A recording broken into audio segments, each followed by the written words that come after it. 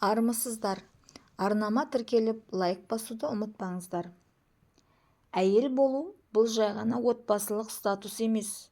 Бұл сезіну, түсіну, сезіммен өмір сүру. Бірақ бізге бұны анамыз да, әпкеміз де үйретпейді. Мәселенки, маған тек келін болуды үйретті. Екі жақ келісіп қойғаннан кейін анам сәл күнде келін боласың. Күнде бауырсақ пісіріп, қамыр жайып машықтан, деді. Жеңгелерім де тек келін болуды, қонақ күту туралы ақыл кеңес берді. Тіпті әжем де.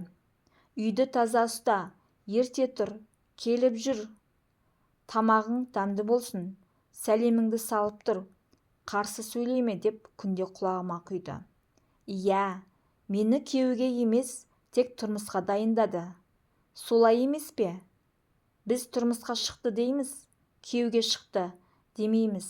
Өйткені қызды күйеуіне емес, тұрмысқа, яғни тірлікке дайындаймыз.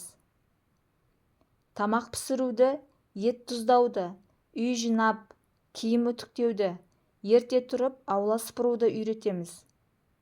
Бірақ ер азаматтың жанын қалай ұғу керек, оның сезімін суытып алмау үшін не істеу қажет?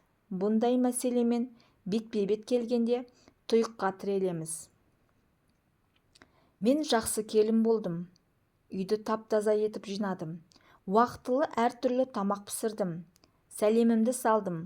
Қолымнан бәрі келді. Келіндік өмірде кейде таусылмайтын күйбең тірлікке көміліп, шаш жууға шамам келмей қалатын. Өйткені әркез шешемнің ел не дейді, ертең таяқ жейсің, сөз естисің деп қорқытқан сөздері ойыма оралатын. Анамыздың осындай сөздерінен ата-енеге ұнауға тырысып бағатынымыз соншалық, өз күйеуімізге ұнауды ұмытып кетеді екенбіз. Сосын келін ретінде жақсымыз, бірақ әйел ретінде жатпыз. Кейін күйеумен байланыс болмай, көңілі басқаға ауғанын естіп, көз жасымызды көл етіп жүреміз. Ащы болса да шындық бұл. Бір күні әйелдік міндетті бірінші орынға қоюды үйреткен оқиға болды. Ауылдағы қайнағамның үйіне жиналдық. Кешке тойға барамыз. Ағайын туыс жиналып, шай ішіп жатқан. Мен әдеттегідей жақсы келін ролімен ас үйде ыдыс жуып, шай тасып жүрмін. Арасында абысынымның май қатқан плитасын жуып жатырмын. Іштей өз-өзіме ризамын. Міне, бәрі менің пысықтығымды көріп отыр. Абысыным да риза болып жатқан шығар. Сол сәтте күйеуім келді де, киімдерімді үтіктеші деді.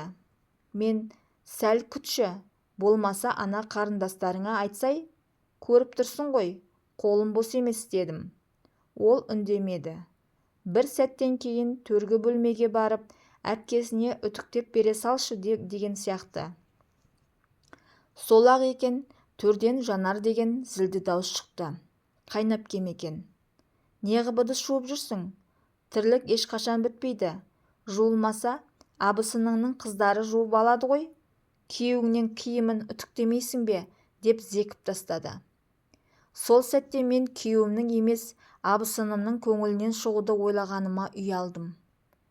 Үнемі жақсы келін болуға тырысып жүріп, жақсы әйел болуды екінші орынға қоятынымды түсіндім. 3 жылдың ішінде менің назарым күйеуіме емес, өзгелерге бағытталған екен.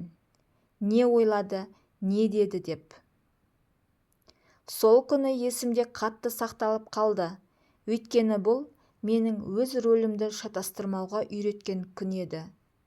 Өз жарымды, отбасымды бірінші орынға қоюдың орнына елдің көзқарасына қызмет етіп жүргенімді ұққан күн. Қайнепкеме рахмет. Анам, әжем, жеңгелерім мен әпкелерім үйретпеген. Әйел болу, тірлік істеу емес, әйел болу, тірек болу дегенді бір минутта ұрсып санама құйып берді.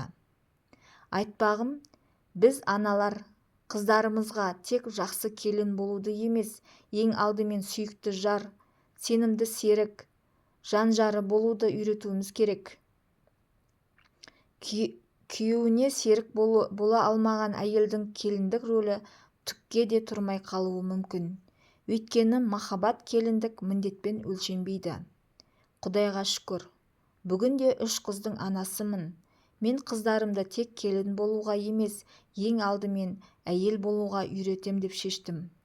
Өз сезімін түсінуге, ерімен сырласуға, жан жылуын сыйлай білуге, өз құнын білетін нәзік те бақытты әйел болуға үйретем.